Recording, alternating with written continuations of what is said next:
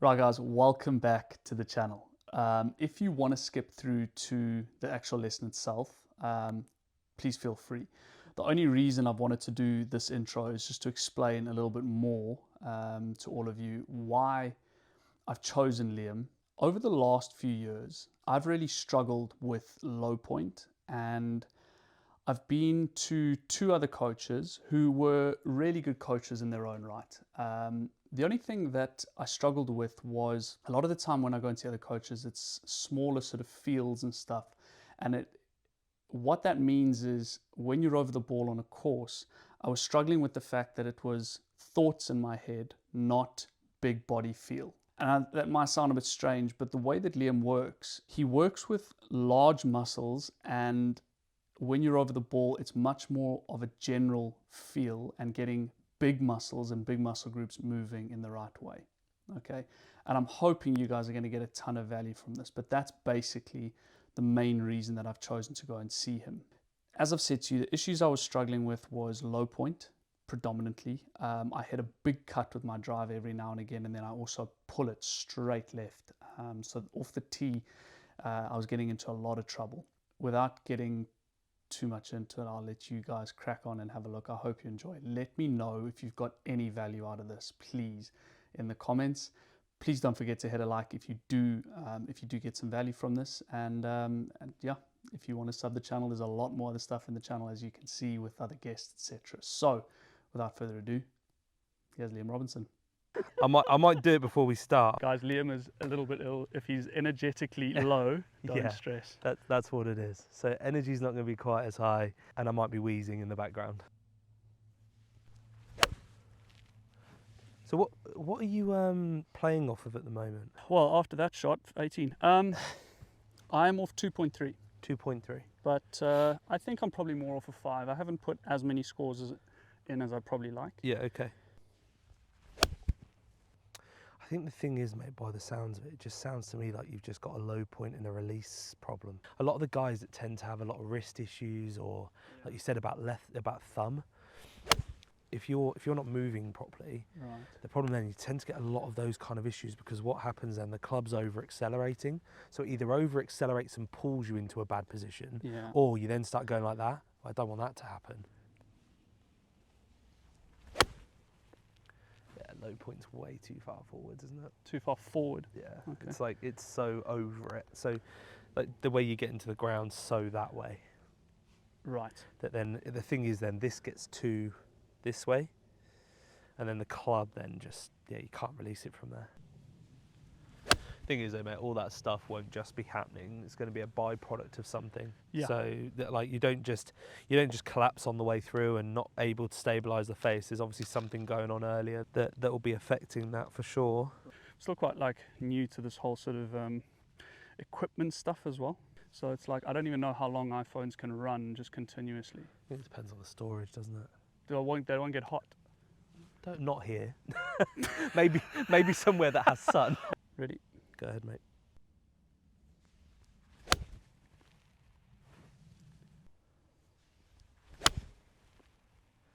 The good ones are nice, aren't they? I mean, yeah. It just looks to me like, with the inconsistency that we've seen, it's like you've got to reorganize a lot of things. To me, it's just timing related, because the thing is, if you with what's going on the video I've just seen, yeah, you've got a couple of things going on that all of a sudden, if you're trying to make the same move at the ball every time, the chance of that happening are very slim, because you've got too many things that are in there, in my opinion, that you're having to kind of, like, I call them collisions. Right. So it's like you've got too many things going on that are colliding with each other that don't allow you to kind of actively and freely just move back into the ball the way that we want you to. Right. We've got to remove those things, because you could be working on your move in, you could be working on your release, but at the moment it doesn't really matter. Right. It's not going to affect your game whatsoever. Okay. So what we've got to do is take those little bits of collisions out the way, yeah, and then from there, then what we can do then is start to kind of get you into a safer window, okay, that allows just a natural reaction. Because essentially what the backswing is trying to do, we're trying to incentivize you to move how you want to hit the desired shot, right, on the way down. So the problem is, if something's out of place in the backswing, the likelihood is you're going to have to do 2 or 3 things you shouldn't, yeah, be on the way down to get the club on ball well, which, like you've said, you get very this way, you then have to push. They're all very reactive things. Like if you're starting to go this way, you're going to have to push handle to get it online. There's earlier things happening that we can go and grab a hold of, take them out the way for you, and then start to move you back in, which I think is going to be pretty easy. But if I show you on camera kind of what I'm seeing. So from here, if you look at your upper spine there, your spine's just so negative, and then because of that, mean by negative? so negative would be like you're leaning towards a target, but your spine's starting to go this way too much. There's like a lot of this going on, where yes, you're losing your pelvis as well, but I don't think that's the thing that I would put as the biggest collision in the backswing. Generally, there's 3 big collisions that you see. Number 1 is spine tilts. Number 2 is pelvis collapse. Number 3 would be that the pelvis actually pushes forward. You're more of a spine guy. Okay, so when you look at somebody like that, the problem is once your spine gets to on top of it, you then physically can't move that spine down and in. So I'm very often looking for this kind of geometry this way, where everything's kind of down and it's lining itself up, so I can create pressure here to then pull up and release the golf club effectively. Also, stability of club face, stability of strike comes from the deceleration of the ground. As in that break As point in the, back. yeah, that's what, the ground slows you down. Do you know what I mean? And like what I said to you earlier, the problem is if you're going this way at all and you're having to fight it because all the energy's going up then. I've got none of that. No, we can't. If I'm this way with my spine, I'm then going to have some version of this. I'm then going to have some version of this. As soon as I get that, I can't push up out of that left leg. Whereas if you imagine, if I'm like here, and then I'm this way, the reaction to that then's always going to be more this way. And then it all just sequences up. So it all, like what I said to you, we're trying to incentivize you to be able to do the next piece. So if you're already like this, the last thing you're going to want to do is go like that. Yeah, I feel like I'm just gonna. I feel like I'm gonna have a spade in my hand. And I haven't looked at this, by the way, yet. I'm just saying, like that's what I'd expect to see. So from there, then you have to rip open, yank your arms down. So your arms at that point, you're not even 60% of the way through your lateral progression yet, and your arms are already at below waist height.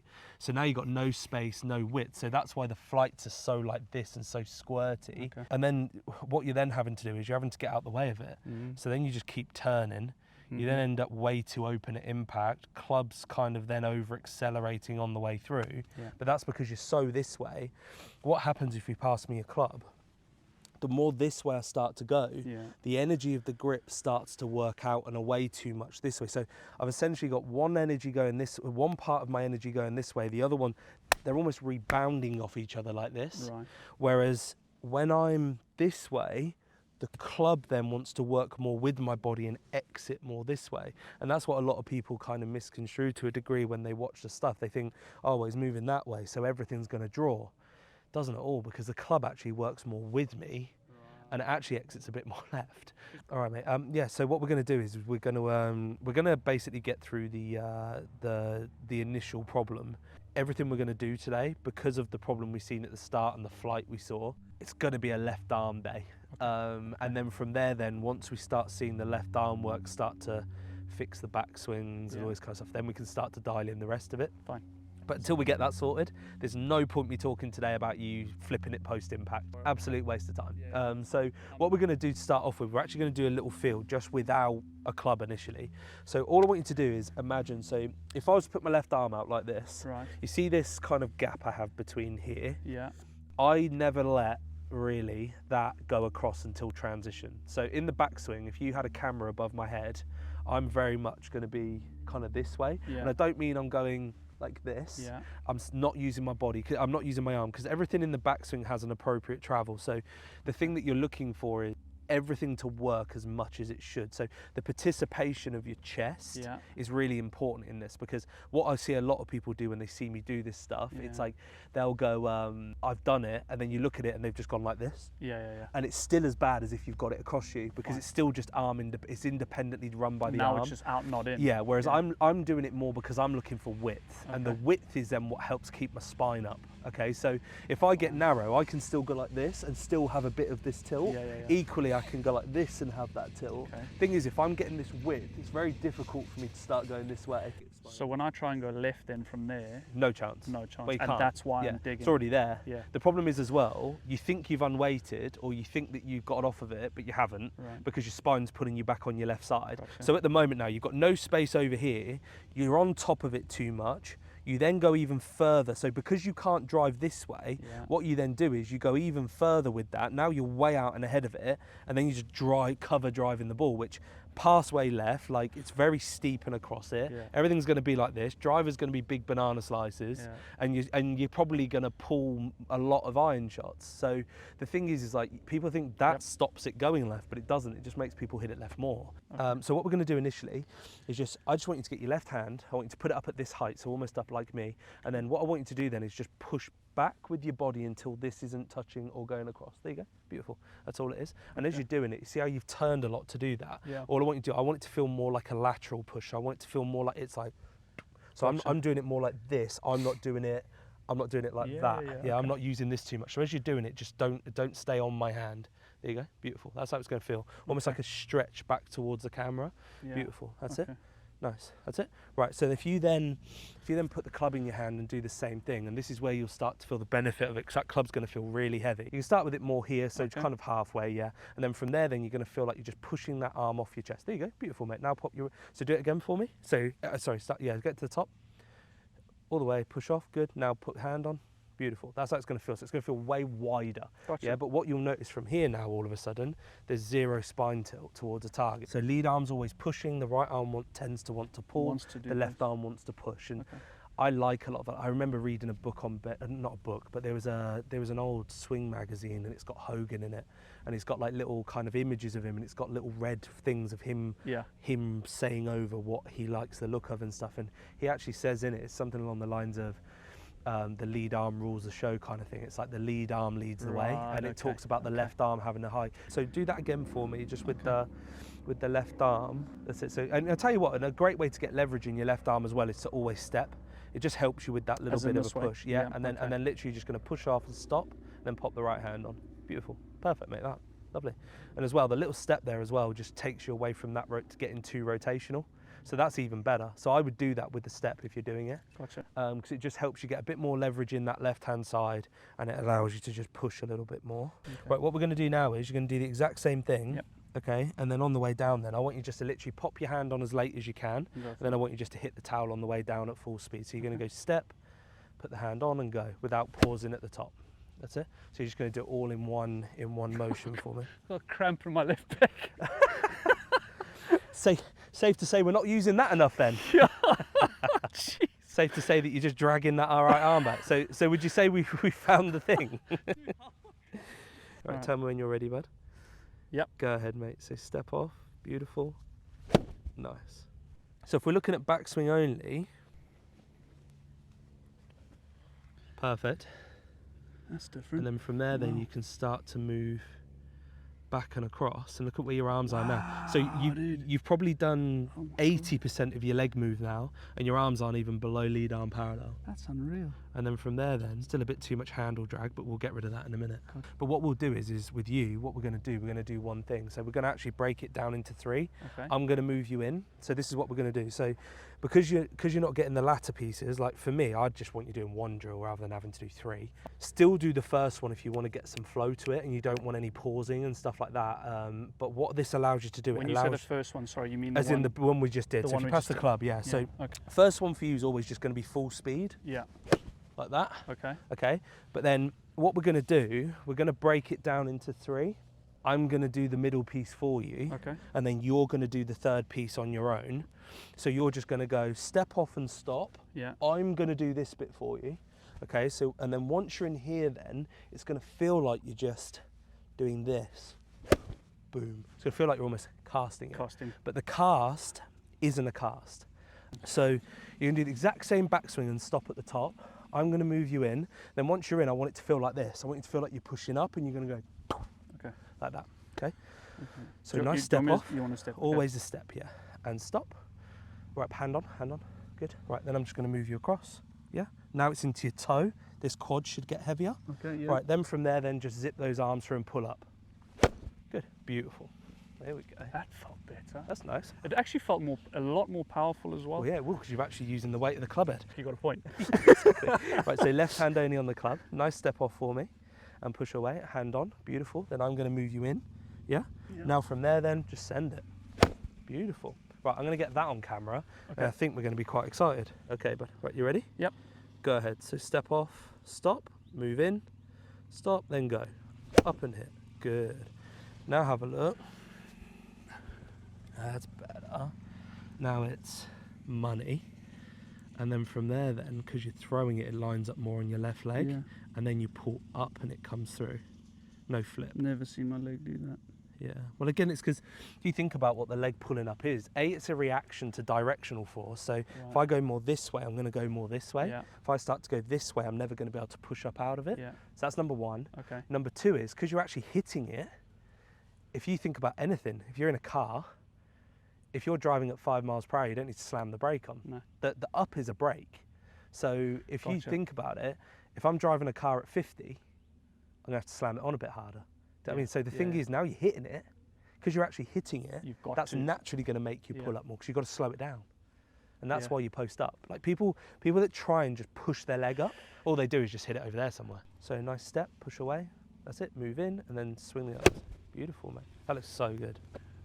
I mean, it's so much better. So like good. on camera, it's just so much better.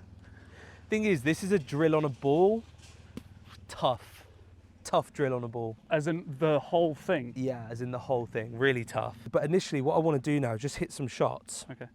And all I want to get you doing, what club have we got there? 7-9. Let's just go a little bit less. So let's just go to something like a 9-9 or something like that to start off with, just so that we've got a bit more time.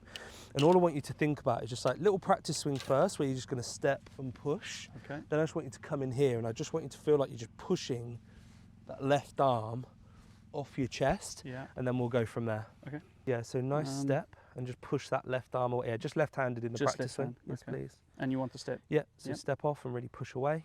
Beautiful. That's all it is. Pop it on. Good. Right, and then over the ball. And then all I want you to feel, you can do this with a step off too, just to help you get that leverage. Gotcha. So I want you to step off, push that left arm away more, and I'm looking for it to be a little bit thin and maybe a little bit higher if we can. So step and push. Good. There you go. A little bit thin. Yeah. Exactly what you'd expect to see. Okay. The great thing is when you tell you're going to do it, you do it. it's not a surprise. So the reason is, if you think about it logically, so if you've been dragging your spine this way, the thing is you're closer to the ground. So if I all of a sudden move you 2 inches more that way, and you don't react this, and you don't move in more, then it's thin. You're going to thin it. So the great thing now is, another one of those might thin it again. But what's going to happen over 4 balls is your body's going to go, mate, I ain't getting to the ball here. I need to find a way back to it now. It's going to go that way more, which is basically the 3-piece drill. Basically, you'll start naturally adding number 2 back in, because it's the only other way back to the ball. Okay. So again, you're going to feel nice and tall, good, beautiful, mate. That's all it is. So then when you're over the ball, you're going to feel nice and tall. That left arm pushes off your chest more width. Then you can just lean back onto it. And then lean. There you go. Beautiful. Then all of a sudden, we're actually in a window that's safe. Dude. Nice, huh? The strike. Nice, isn't it? Look at that, man. And the nice thing is, it's in a window that's not going to take out your wife's knees. It's almost like I'm a golfer. Yeah, exactly. So step, push off. Nice, good. And worst case scenario, you'll literally be a groove low in the face. Yeah. But that's controllable. And all of a sudden, you're not going to be breaking your thumb. That your 9-iron's half the depth of your 7-iron. So like that is, I was getting quite nervous of that, because obviously, you know what the fairways are like at the moment. Yeah, and it's not good. No.